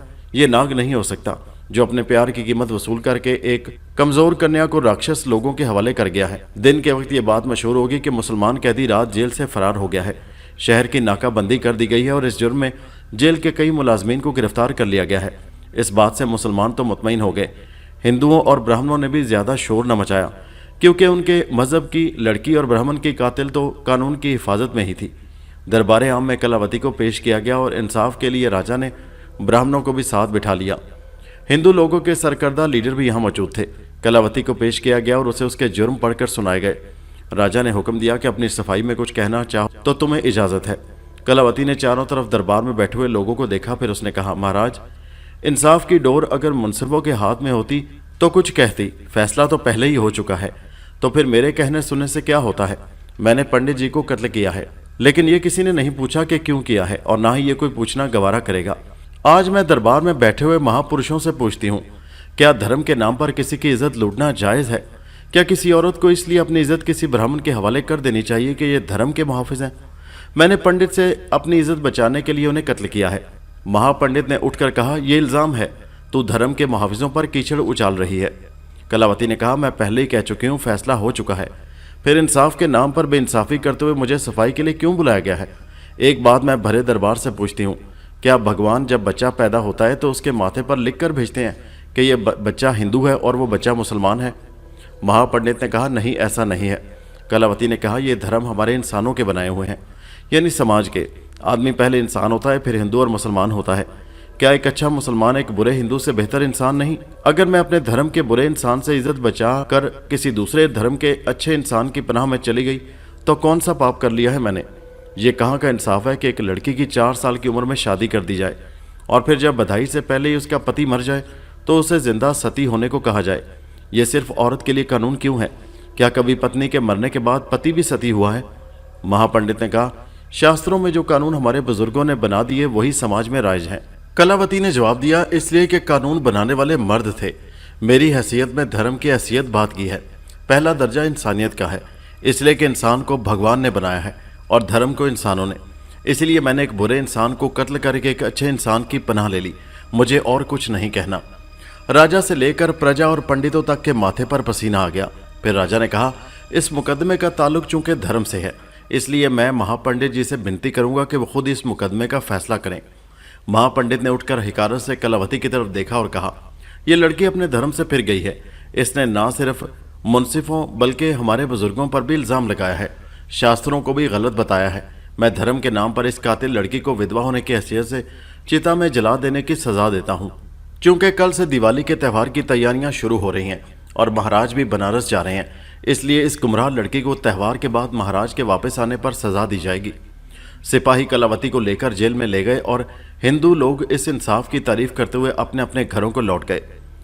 गणेश बन में एक यात्री तमाम उम्र सूदी कारोबार और हेरा फेरी में काफी दौलत कमा चुका था और अब आखिरी उम्र में दूर दराज का सफर करते हुए काशी में गंगा स्नान के लिए आ रहा था। उसके पास पाप की कमाई से इकट्ठी की हुई दौलत से कई सोने के सिक्के थे, जिन्हें वह पंडितों में दान करके अपने पाप बख्शवाने आ रहा था।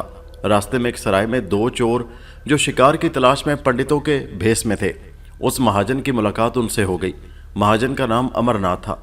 उस मुलाकात के दौरान ही महाजन ने पंडितों से पूछ लिया, महाराज, मैं काशी गंगा स्नान के लिए जा रहा हूँ। रास्ते में गणेश बन पड़ता है, वहाँ कोई खतरा तो नहीं? आप लोग तो यहाँ के ही रहने वाले हैं, इसलिए सब कुछ जानते होंगे। चोरों ने कहा, महाराज, हम भी काशी ही जा रहे हैं और हमारा ताल्लुक शिव जी के बड़े मंदिर से है, खतरे की कोई बात नहीं। क्या कोई धन दौलत साथ है? महाजन ने हंसते हुए कहा, सीतापुर से इतनी दूर आया हूँ भगवान के चरणों में अर्पण करने के लिए। थोड़ा सा सोना साथ है, आपसे क्या पर्दा, आप तो महापुरुष पंडित हैं, इसी ख्याल से आपसे पूछ लिया है। दोनों डाकू खुश हो गए और एक दूसरे की तरफ देखा और फिर कहा, आप फिक्र न करें महाराज, यात्रियों की रक्षा तो खुद भगवान शिव करते हैं और हम तो दास हैं, आप हमारे साथ ही चलें। अमरनाथ महाजन उन दोनों के अखलाक से बहुत मुतासिर हुआ और उन दोनों चोरों के साथ ही काशी की तरफ रवाना हो गया। रास्ते में गणेश बन पड़ता था जो काफी घना जंगल था और यहाँ चोर डाकू अक्सर यात्रियों और मुसाफिरों को लूट लिया करते थे। लेकिन महाजन अमरनाथ मुतमईन था कि उसके साथ दो पंडित हैं। मैं पापी हूं तो क्या है, शिव भगवान इन ब्राह्मणों की तफैल मेरी हिफाजत करेंगे। उस गरीब को क्या पता था कि भगवान शिव गरीबों और बेवाओं का खून सोचकर इकट्ठी की हुई दौलत का नजराना कबूल नहीं करते। फिर वही हुआ, रास्ते में गुंजान जंगल में जाकर दोनों चोरों ने महाजन को कत्ल कर दिया और उसका सोना कब्जे में लेकर वो गड्ढा खोदकर महाजन की लाश छुपाना चाहते थे कि घोड़ा गाड़ी कच्चे रास्ते पर आती नजर आई। चोर डर गए कि कहीं कोई हमसे बड़ा चोर ही ना हो, लिहाजा महाजन की लाश को अपने बिस्तर में बांध दिया। उस गाड़ी को श्रीकांत जोगी चला रहा था, जिसने नाग के जिस्म पर कब्जा कर रखा था। दोनों बनावटी पंडित गाड़ी देखकर छुप गए। श्रीकांत ने उनके करीब ही गाड़ी रोक ली। उसके दिल में तशवीश पैदा हुई कि संदूक खोलकर तो देखा ही नहीं कि कहीं उसके साथ धोखा ही ना हुआ हो। लिहाजा वो गाड़ी से उतरा और उसने संदूक को खोलकर देखा जो सोने की ईंटों से भरा हुआ था। उस वक्त उन दोनों चोरों ने भी झांक कर देखा और सोने से भरा हुआ संदूक देखकर उनके मुंह में पानी भराया। अब मजबूरी ये थी कि एक नश पहले ही उनके पास मौजूद थी। फिर उन्होंने एक तरकीब सोच ही ली और उस जगह से आगे बढ़ गए। थोड़ा सुस्ताने के बाद जोगी फिर गाड़ी पर आ बैठा और उसे हाँक दिया। थोड़ी ही दूर गया था कि दोनों पंडित सामने आ गए और हाथ जोड़कर कहा, हम काशी से आए हैं और आगे रामनगर जाना है। रात का वक्त है, आप हमें भी वहां तक साथ ले चलें। जोगी ने सोचा, मैं अकेला तो हूं ही, चलो ये बेजरर पंडित हैं, सफर भी आराम से कट जाएगा और इन दोनों पर एहसान भी हो जाएगा। दोनों जोगी के साथ ही कोचवान वाली जगह पर बैठ गए और अपना बिस्तर जिसमें महाजन की नश यानी लाश थी अंदर रख दिया। यहाँ उन्होंने बातों बातों में मालूम कर लिया कि जोगी कैलाश राम को जा रहा है। फिर बातों में जल्दी ही सफर कट गया और गाड़ी रामनगर में दाखिल हो गई। यहाँ आकर जोगी ने कहा, लो मित्रों, रामनगर तो आ गया, मैं किसी सराय में जाकर क़याम करूंगा। तुम्हारी मंजिल आ गई है और तुम जहां भी चाहो जा सकते हो। दोनों पंडितों ने कहा कि आपकी बहुत मेहरबानी, आगे के सफर के लिए किसी और दयालु महाराज की विनती कर लेंगे। जोगी ने कहा, आगे जाना है, तुम्हारी मंजिल कौन सी है?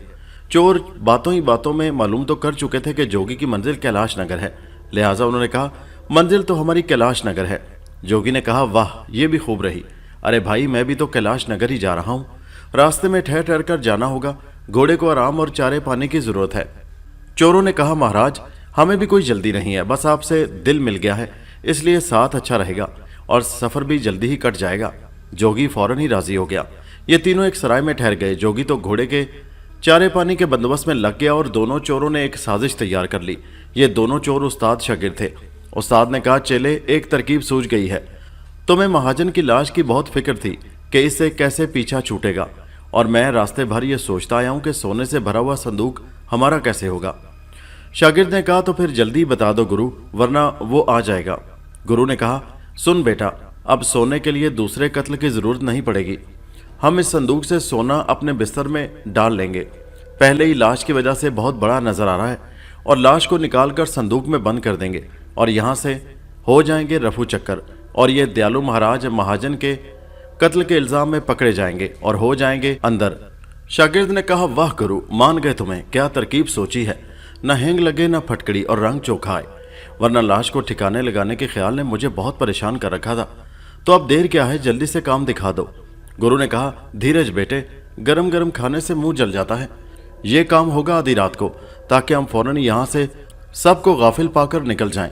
चेले ने कहा, 16:15 आने ठीक है। इतनी देर में जोगी आ गया और उसने कहा, दोस्तों मैं तो पेट पूजा कर आया हूँ, जाओ तुम दोनों भी निपट आओ। दोनों ने बहाना बना दिया कि हमारा तो पहले ही काशी मंदिर की दाल और हलवा खा कर हाजमा खराब हो गया है, इसलिए रात सोने का ख्याल है। जोगी ने कहा, माफ करना, मैं बहुत थका हुआ हूँ, आराम करूंगा। चोरों ने कहा, महाराज हम भी पैदल इतने चले हैं कि अब आंखें बंद हो रही हैं। जोगी अपनी चादर जमीन पर बिछाकर सो गया और चोरों ने चुप साध ली। थोड़ी देर बाद जोगी के खराटों की आवाज कमरे में गूंजने लगी, लेकिन चोर मोहतात थे। उन्होंने आधी रात को वहां से चोरी करके निकलना था, इसलिए आधी रात का इंतजार कर रहे थे। आधी रात के वक्त गुरु ने बाहर निकलकर चक्कर लगाया, सब सो रहे थे। वो वापस आया और चेले की मदद से बिस्तर से महाजन की लाश निकाली और संदूक से सोना निकालकर बिस्तर में बांध लिया और लाश उठाकर संदूक में डालकर उसे रख दिया। फिर दोनों ने बिस्तर उठाया और उस जगह आ गए जहां जोगी की गाड़ी और घोड़ा बंधा हुआ था। चेले ने अपना बिस्तर गाड़ी के अंदर रखा और गुरु ने गाड़ी में घोड़ा जोता, और फिर दोनों यहां से घोड़ा गाड़ी पर बैठकर फरार हो गए। सुबह के वक्त सराय का नौकर जो कमरे की सफाई करने आया तो उसे गोश्त के सड़ने की बू महसूस हुई। उसने चारों तरफ देखा, कोई ऐसी चीज ना थी सिवाय संदूक के। जोगी अभी तक घोड़े बेचकर सो रहा था। नौकर संदूक के पास गया तो बू उसके अंदर से आ रही थी। संदूक में ताला वगैरह तो था नहीं।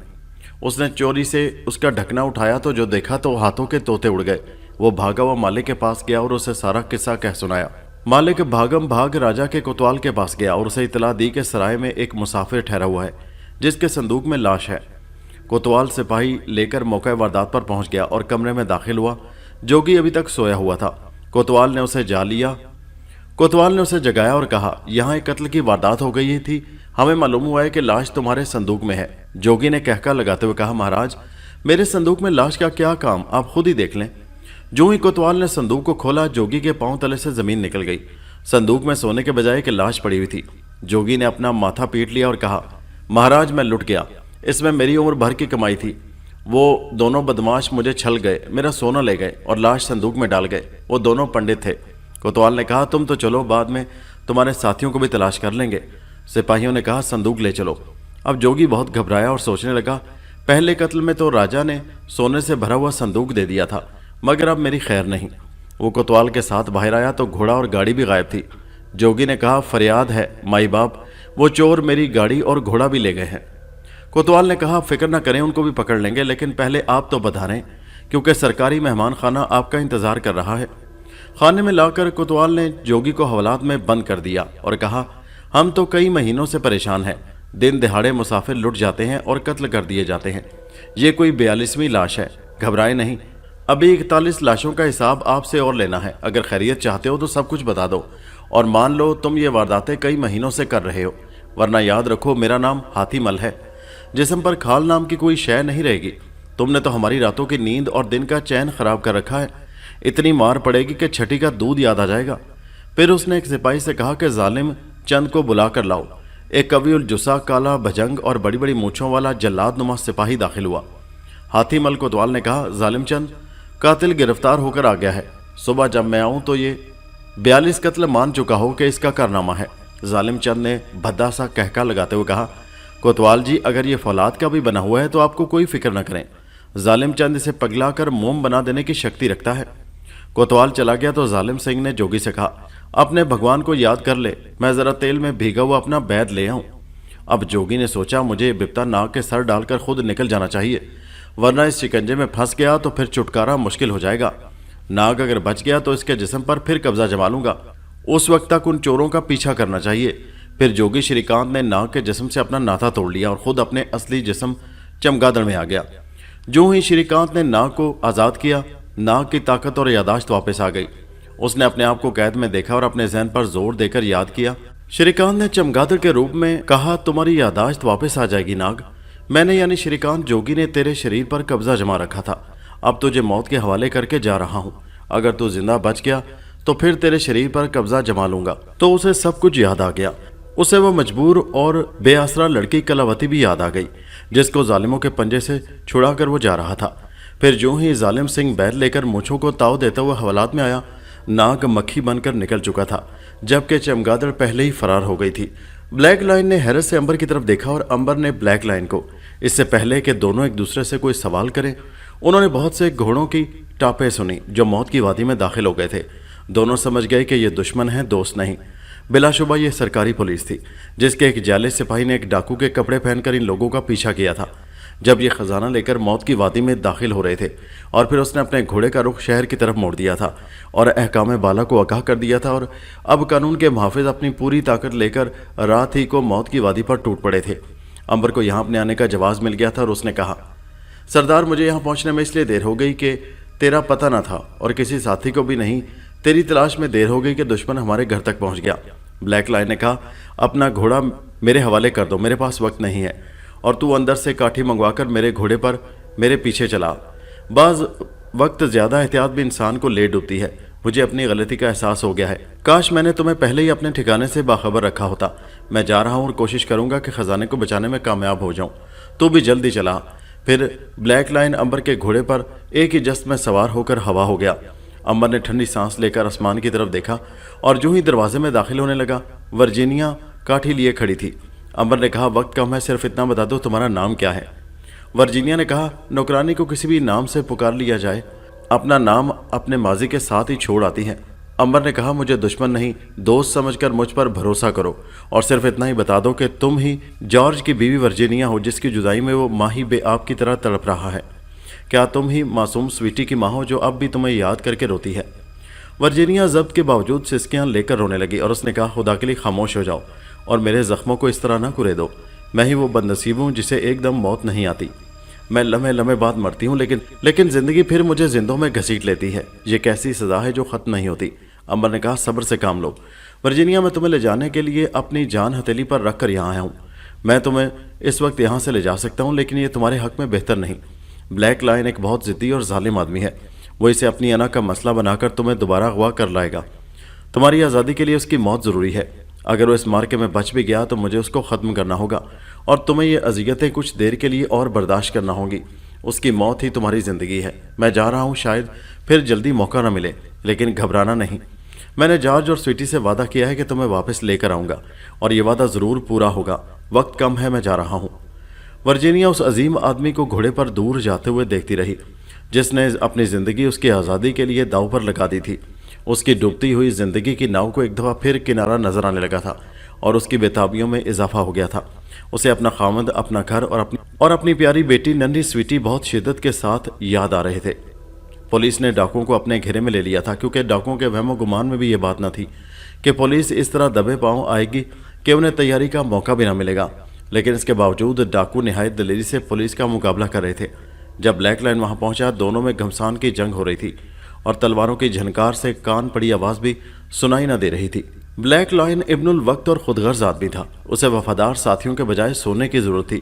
وہ عمارت کا چکر کاٹ کر سپاہیوں کی نظر سے بچتا بچاتا عمارت میں داخل ہوا، اور نہایت ہوشیاری سے طویل راہداری طے کی اور اپنے کمرے میں داخل ہو گیا، جہاں سونے کے صندوق رکھے ہوئے تھے۔ اس نے جلدی سے دروازہ اندر سے بند کر لیا اور اطمینان کر لینے کے بعد کہ اس کے سوا کوئی دوسرا آدمی یہاں موجود نہیں، فرش سے ایک قالین اٹھایا جہاں ایک دروازہ بالکل فرش میں پیوست تھا۔ بلیک لائن نے اپنی جیب سے ایک لمبی چابی نکال کر سوراخ میں ڈال کر گھمائی تو تالا کھل گیا، اور چابی ہینڈل کا کام دینے لگی، جسے پکڑ کر اس نے دروازے کو باہر کھینچ لیا اور دروازہ کھل گیا۔ اندر سیڑھیاں تھیں۔ اس نے ایک لمبی رسی اپنے کمرے سے اٹھائی اور تمام صندوقوں کو ایک ساتھ باندھ کر رسی کے ذریعے اس تہخانے میں اتار دیا۔ پھر سیڑھیوں سے خود اتر کر اس نے تہخانے کا دروازہ بند کر دیا۔ تہخانے کے اندر ایک سرنگ دور جا کر نکلتی تھی۔ تہخانے کے اندر لکڑی کی ایک گاڑی کھڑی تھی۔ بلیک لائن نے اس پر تمام صندوق رکھے اور انہیں سرنگ کے دروازے تک لے گیا۔ دروازے کا اختتام پہاڑی میں بنے ہوئے ایک غار میں ہوتا تھا۔ اس نے تمام صندوق غار میں پہنچا دیے۔ پھر وہ دوبارہ سرنگ سے واپس اپنے کمرے میں آیا اور اس نے فرش کو برابر کر کے اوپر قالین بچھا دیا اور اس پر فرنیچر آراستہ کر دیا اور دروازہ کھول کر پھر راہداری سے باہر نکل آیا اور عمارت سے باہر نکل گیا۔ اس نے آ کر دیکھا بیشتر ڈاکو مارے گئے تھے اور صرف چند ایک ہی مزاحمت کر رہے تھے۔ وہ چھپتا ہوا پھر اس جگہ آیا جہاں بگی موجود تھی۔ بلیک لائن بگی میں داخل ہو گیا۔ امبر جب یہاں پہنچا تو اس نے دیکھا کہ اندھیرے میں سرکاری بگی آہستہ آہستہ ایک سمت جا رہی ہے۔ دوسری طرف بقایا ڈاکو گرفتار ہو چکے تھے اور اب پولیس ان سے بلیک لائن اور خزانے کے متعلق معلوم کر رہی تھی۔ اس وقت بلیک لائن سونے کے صندوق بگی میں رکھ چکا تھا۔ پھر وہ خود کوچوان کی جگہ بیٹھ گیا اور بگی کو پہاڑوں کے پرپیچ راستے پر ڈال دیا۔ دوسری طرف پولیس نے تمام عمارت کا چپا چپا چھان مارا مگر خزانے کا پتہ نہ مل سکا۔ ڈاکو نے بتایا کہ ہم نے تمام صندوق بلیک لائن کے کمرے میں رکھ دیے تھے جو اب وہاں نہیں تھے۔ پولیس بہت پریشان تھی کہ اتنے خفیہ پلان کے باوجود نہ تو وہ خزانہ ہی برآمد کر سکی اور نہ ہی بلیک لائن کو گرفتار کر سکے تھے۔ بقایا ڈاکو تو کرائے کے پٹھو تھے، ان کی کوئی حیثیت نہ تھی۔ شیرف غصے سے اپنے ہونٹ کاٹ رہا تھا اور اپنی ناکامی پر بہت پریشان تھا کہ حکام بالا کو کیا جواب دے گا۔ دوسری طرف بلیک لائن بگی کو لے کر اب ایک گھنے جنگل میں جا پہنچا تھا جو چھپنے کے لیے نہایت موزوں جگہ تھی۔ اس نے بگی کو روک دیا اور خود نیچے اترایا۔ پھر اس نے بگی سے ایک بیلچہ نما لوہے کی چیز نکالی اور زمین کو کھودنے لگا۔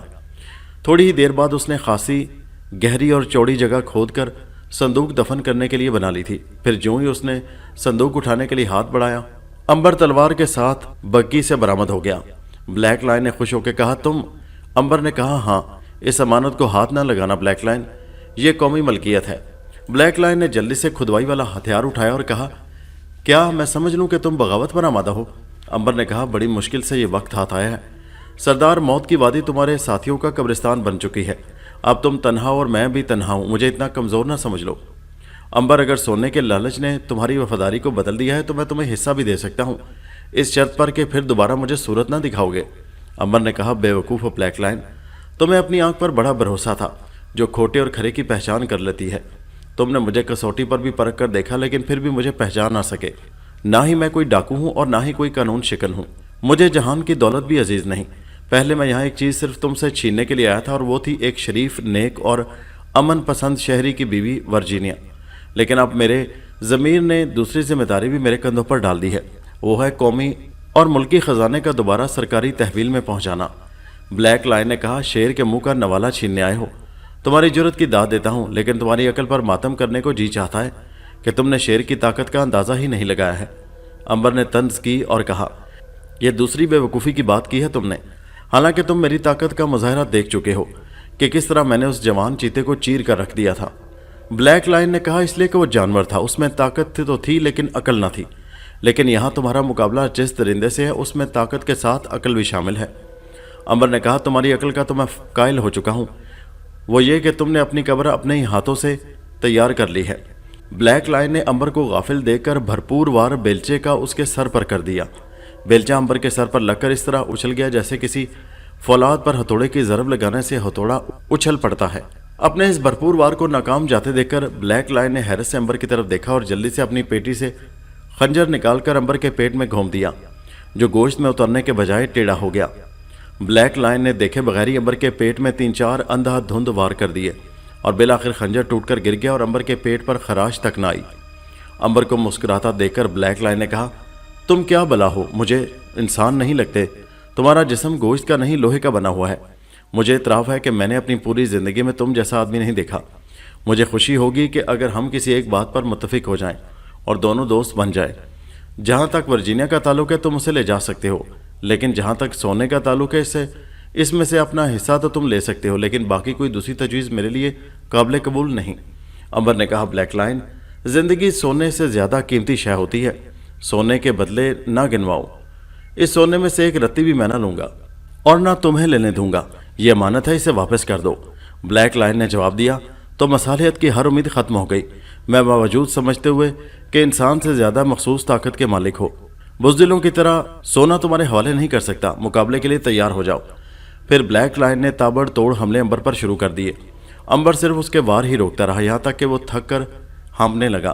تب امبر نے اسے اپنے دونوں ہاتھوں سے اوپر اٹھایا اور زمین پر دے مارا۔ بلیک لائن کے منہ سے چیخ نکل گئی اور اس کی کمر کی ہڈی ٹوٹ گئی تھی، لیکن بلیک لائن نے زمین پر پڑے پڑے ہی امبر کے टांगों को मजबूती से पकड़ लिया और कहा, ये सोना मेरा है, मैं तुम्हें इसे वापस नहीं ले जाने दूंगा, मैं वापस नहीं ले जाने दूंगा। अंबर ने एक ठोकर उसके सर पर मारी। ब्लैक लाइन का भेजा बाहर आ गया और वो अपने ही खोदे हुए गड्ढे में जा गिरा और खत्म हो गया। अंबर ने बेलचे से गड्ढे में मिट्टी डालते हुए कहा, दोस्त, मैंने तो तुम्हारी जान बचाने की बहुत कोशिश की थी, हालांकि ये इंसाफ के खिलाफ बात थी। जालिम पर रहम करना बहुत बड़ा गुनाह है, और फिर तुम तो कई इंसानों के कातिल भी हो। खुदा के यहाँ देर जरूर है, अंधेर नहीं। आखिर मजलूमों की रंग ला कर रही और तुम कुत्ते की मौत मारे गए। फिर अंबर ने बग्गी पर बैठकर कोचवान की जगह संभाल ली और बग्गी को लेकर लकड़ी के बने उस मकान पर आकर रुका जहां वर्जीनिया थी। वर्जीनिया ने खिड़की से बग्गी रुकती देखी तो दरवाजे पर आ गई जहां अंबर मौजूद था। फिर अंबर ने कहा, रिहाई मुबारक हो वर्जीना, ब्लैक लाइन को कब्र में उतार कर आया हूं। मैंने कहा था ना कि तुम्हारी रिहाई ब्लैक लाइन की मौत के बाद ही मुमकिन है। आखिर वो जालिम मर गया है जो इंसानियत के नाम पर स्याह दाग था। वो नंग कौम और नंग वतन था। अब तुम आज़ाद हो, बेखौफ होकर बग्गी में चली आओ, ताकि मैं तुम्हें मासूम और प्यारी सी बच्ची स्वीटी को तोहफे के तौर पर पेश कर दूं, जो हर रोज़ अपने अंकल की राह देख रही होगी, और तुम्हें देखकर जॉर्ज की बेकरारी को भी करार आ जाएगा। वर्जीनिया की आंखों में आंसू थे। अंबर ने आंसू पहुंचते हुए कहा, प्यारी बहन, खुशी के मौका पर आंसू नहीं, मुस्कुराहट अच्छी लगती है। वर्जीनिया ने कहा, भाई, तुम मेरे दिल की बेकरारी को महसूस नहीं कर सकते। मैं अब भी डर रही हूँ कि जिंदगी दगा न दे जाए और मैं अपने खामिद और बच्ची के पास पहुंचने से पहले ही ना मर जाऊं। अंबर ने कहा, इस वहम को दिल से निकाल दो बहन, और खुदा पर भरोसा रखो। वो एक नेक दिल इंसान और एक मासूम बच्ची का दिल कभी नहीं तोड़ेगा। फिर अंबर ने जल्दी से वर्जीनिया को बग्गी में सवार करवाया और तेजी से घोड़ों की रास्तें शहर की तरफ मोड़ दी, और 8 घोड़े एक बग्गी को लेकर हवा की तरह उड़ने लगे। रास्ते में वर्जीनिया ने कहा, भाई, मेरा दिल खुदा जाने क्यों बैठा जा रहा है, किसी करवट भी चैन नहीं आ रहा। अंबर ने कहा, यह बेकरारी सिर्फ जल्द अज जल्द अपनों से मिलने के लिए है बहन। जहाँ इतने दिन सब्र किया है, चंद घंटे और गुजार लो। फिर ये तवील सफ़र भी आखिर ख़त्म हो ही गया। और अंबर ने कहा कि बहन, पहले तुम्हें घर पहुँचाऊँगा और फिर ये अमानत अहकाम बाला के सपुर्द करूँगा। वर्जीना, तुम बग्गी में ही बैठी रहना। पहले मैं घर जाऊँगा और प्यारी बेटी स्वीटी से कहूँगा, बेटे देख, तुम्हारा अंकल आ गया है। वो मुझे कहेगी, अंकल आपको अपना वादा याद है? मैं अनजान मरकर कहूँगा, कौन सा वादा बेटे? वो नाराज़ होकर कहेगी, भूल गए अंकल, आपने कहा था जब मैं वापस आऊँगा तो तुम्हारे लिए एक बहुत ही कीमती तोहफा लाऊंगा। मैं कहूँगा, अरे मैं तो भूल ही गया। वो मुंह बसूर कर कहेगी, जाओ अंकल, हम आपसे नहीं बोलते। फिर मैं उसे मनाते हुए कहूँगा, अरे पगली, तुम्हारा अंकल भला अपना वादा भूल सकता है? तुम्हारा तोहफा बाहर बग्गी में पड़ा है। वो भागकर बग्गी के पास आएगी और पर्दा उठाकर अंदर दाखिल होगी, और फिर तुम्हें देखकर मम्मी कहकर। वर्जीनिया ने कहा, बस करें भाई, कहीं खुशी से मेरे दिल की धड़कन ही न रुक जाए। आप मेहरबानी करके अंदर देर न लगा दे, क्योंकि अब जुदाई की एक एक घड़ी मेरे लिए क़यामत से कम ना होगी। अंबर ने कहा, अच्छा बाबा, देर नहीं लगाऊंगा, लो आ गया तुम्हारा घर। अंबर ने बग्गी रोक दी और उतरकर अंदर दाखिल हो गया। बागीचे से गुजरने के बाद जब वो दरवाजे पर पहुंचा तो वहां ताला लगा हुआ था। अंबर का दिल धक से रह गया। वो वापस आया और बाहर बैठे हुए एक आदमी से पूछा कि जॉर्ज कहाँ है। उस आदमी ने बताया कि क्या बताऊं साहब, वो बेचारा तो अस्पताल में पड़ा है। अंबर ने कहा, क्या हुआ? वर्जीनिया भी बाहर निकल आई। उस आदमी ने बताया कि उनकी बच्ची स्कूल गई हुई थी। वापसी पर जॉर्ज साहब को ज़रा देर हो गई तो बच्ची खुद ही घर की तरफ चल दी। रास्ते में खुदा जाने कहाँ चली गई। जॉर्ज साहब को जब पता चला कि उनकी बच्ची खो गई है, उन्हें ऐसा सदमा हुआ कि दिल का दौरा पड़ गया। हम लोग जल्दी ही उन्हें बग्गी में डालकर अस्पताल ले गए। वर्जीनिया चीख चीख कर रोने लगी और कहने लगी, देखा भैया, मैं ना कहती थी, मेरा दिल इसीलिए बेकरार था। हाय मेरी बच्ची, मैं भी कितनी बदनसीब हूँ, जब खुद मुसीबत के दिन गुजार कर आई हूँ तो मेरी बच्ची मुसीबत में पड़ गई। अंबर ने कहा, हौसला रखो बहन, हम पहले अस्पताल जॉर्ज के पास चलते हैं। मैं तुम्हें वहाँ छोड़कर और ये अमानत वापस करके फिर तुम्हारे पास आ जाऊँगा। और बहन, फिक्र न करो, मैं बच्ची को ज़रूर तलाश करके लाऊंगा। अंबर ने एक दफ़ा फिर कोचवान की जगह संभाल ली और बग्गी का रुख अस्पताल की तरफ मोड़ दिया। दूसरी तरफ जॉर्ज बिस्तर पर पड़ा हुआ था और मौलिज उसका मुआयना करते हुए कह रहा था, कितने अफसोस की बात है, इस वक्त इसके करीब इसके रिश्तेदारों को यहाँ होना चाहिए था, लेकिन अफसोस शायद इसका यहाँ कोई भी नहीं है जो यहाँ रहकर इसकी तीमारदारी करे। उसी वक्त अंबर और वर्जीनिया अंदर दाखिल हुए। वर्जीनिया ने जो जॉर्ज को देखा तो चीख मारकर उसके ऊपर जा गिरी और रोने लगी। अंबर ने मौलिज से कहा, ये इनकी बीवी है। मौलिज ने कहा, ये बच्ची के खो जाने के सदमे से इस हालत को पहुँचे हैं, इनकी बच्ची मिली या नहीं?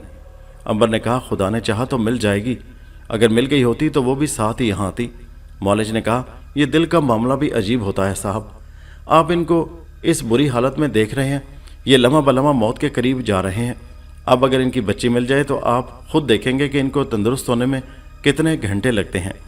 ये बेहतर हुआ आप लोग इनकी निगरानी के लिए आ गए हैं। अच्छा, मैं फिर आऊँगा। मॉलेज के जाने के बाद अंबर ने वर्जीनिया को तसल्ली दी और उसके आंसू पोंछे और कहा, मैं अभी आता हूँ और फिर स्वीटी के लिए मैं खुद भाग दौड़ करूँगा। मुझे उम्मीद है कि खुदा मुझे मायूस नहीं करेगा। एक दफ़ा मैं फिर इस घर में इस मासूम बच्ची के कह सुनूंगा। फिर अंबर सोना वापस करने चला गया और वर्जीनिया जॉर्ज की तीमारदारी में लग गई। दोस्तों, ये दिलचस्प कहानी भी जारी है। इसका अगला हिस्सा नेक्स्ट वीडियो में मुलाहिजा कीजिए, जिसका लिंक इसी वीडियो के नीचे डिस्क्रिप्शन में मौजूद है। उस लिंक पर क्लिक कीजिए और पहुंच जाइए इस कहानी के अगले हिस्से पर। और हमारे चैनल हैदर वॉइस को सब्सक्राइब कीजिए। शुक्रिया।